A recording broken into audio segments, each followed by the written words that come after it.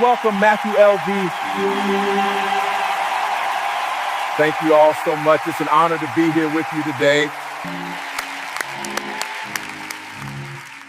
Tonight, we are going to talk about the law of abundance. If you had met me as a child, you would probably have said, he's had a good life. And you would have been right. I had laughter around me, noise, family, chaos. But here's something I've learned about memory. An amazing childhood does not automatically, because somewhere along the way, without realizing it, I stopped living my own story. The man people relied on when they needed something, but rarely the man people believed in. And eventually, I believed them. I began living the version of me that other people expected. I became the man who always owed money, the man who owed favors, the man people relied on when they needed something. I believed them.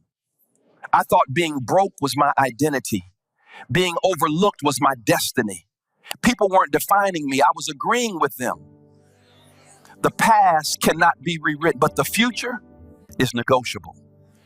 I reached a point where I was exhausted, not physically, but spiritually, fed up of surviving instead of living, fed up of carrying opinions that didn't belong to me. And when I looked honestly at my life, I saw a pattern. At school, I was never the gifted child, or a blank page, and suddenly something changed.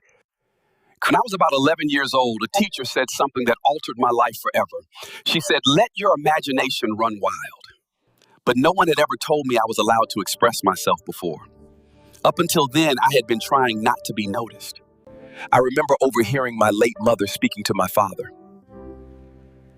"I worry about him," she said.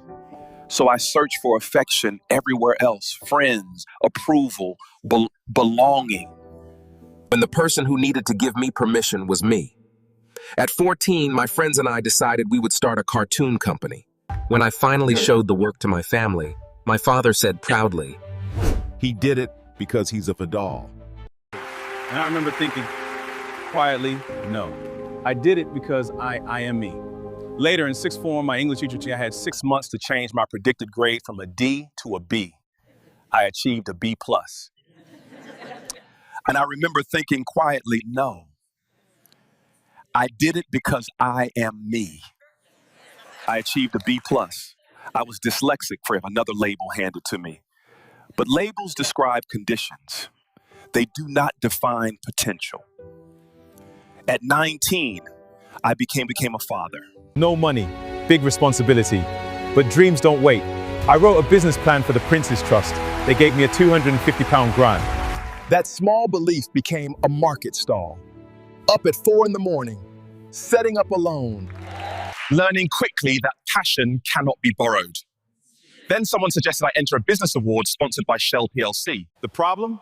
My business didn't meet the criteria. I entered anyway. I sat there alone as award after award was announced. Sometimes doors don't open. Sometimes your courage builds a new one. We have created a new category, BED, Best Undeveloped Business. They called my name. I nearly fainted. Sometimes doors don't open. Sometimes your courage builds a new one. But life doesn't move in straight lines. In 2010, after a painful breakup, I suffered a heart attack and a stroke. I lost my home. I sofa surfed. There were moments I didn't want to be here anymore.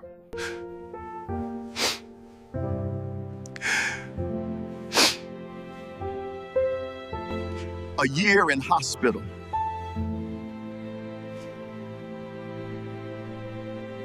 Two walking sticks. Learning how to walk again. Learning how to live again. Sometimes strength is filling out forms when hope feels distant. Eventually, I found a flat and returned to work. I supported people living with serious mental health challenges to rebuild their lives while still rebuilding my own. My late mother, Christine Vidal, taught me something simple. Learn, listen, speak when spoken to. For years, I only did 1 or 2 at a time, never all 3. But here is what life has taught me. Everything comes down to 3 steps: read, understand, action. Most people read, few truly understand. Even fewer act. We live half present lives and once you're honest. Today I live abundance, not because life became easy, honest. Attention is love. Attention is success. Attention is freedom. Today I live by abundance, not because life became easy, but because I became honest. You cannot change yesterday, but you can stop dragging it into tomorrow. No one has power over you unless you hand it to them. Give yourself permission. Permission to fail. Permission to grow. Permission to be misunderstood. Because the greatest moment of my life, it was realizing that belonging was never something other people could give me. It was something I had to give myself. And if you remember nothing else tonight, remember this. You are not late. You are not broken. May God bless you. And may the source always be with you.